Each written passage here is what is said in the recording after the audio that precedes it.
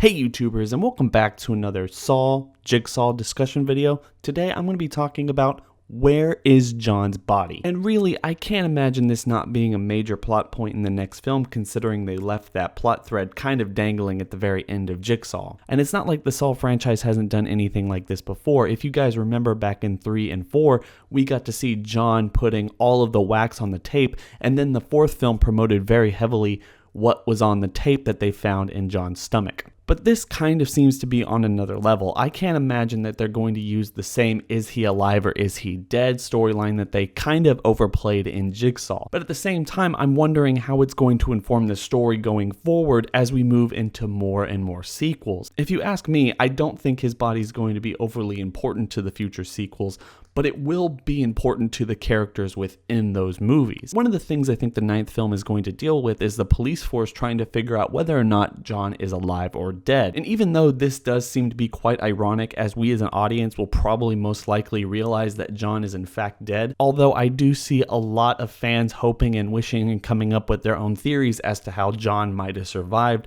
the incident in Saw 3 and 4. I nevertheless think that we are never going to get him back in any real capacity. One of the things I think they're going to be playing with in the next film is that John is in fact somewhat of a ghost-like character. We've never seen a Saw film go any type of supernatural, and while I'm not saying I want a supernatural element to the Saw films, I do like the idea of the broader community of this world fearing that he is somehow risen from the grave or has never actually died in the first place. I can imagine this playing very well on the whole jigsawrules.com dark web storyline that they set up in the last film. But most likely, I think the most obvious answer is that Logan found the time to dig up the grave, get John's body out, replace it, and then obviously set up everything else that he was doing throughout that entire movie. It seems like a lot, and I'm not sure they're ever going to try to figure all that out by going back and setting up how all of that was possible. And I don't think we're ever really going to see his body in any real way, but it's going to be really interesting to see how they progress the story, knowing that John's body is in fact gone. And there's a big portion of the fan base who would really like to have a legitimate answer to this question that they've set up. I think they might have written themselves into a hole with this, because I don't think any answer they give is going to be satisfying,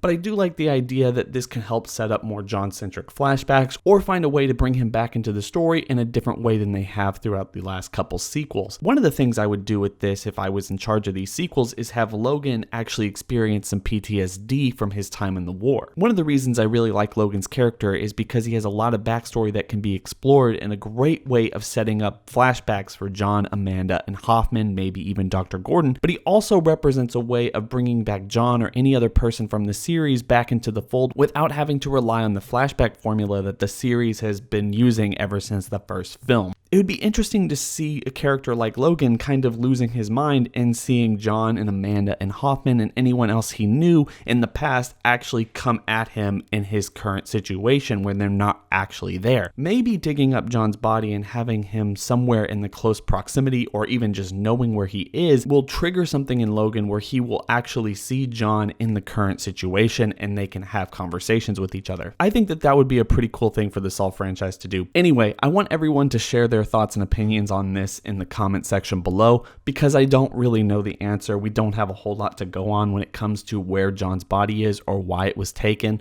or how it's going to inform the stories in the future. But I think it's an interesting question to ask, and I really wanted to get a broader perspective on it. I hope everyone's having a fantastic day. Don't forget to like, comment, and subscribe. Hit that bell over by the subscriber button to notify you every single time I upload. It's been real.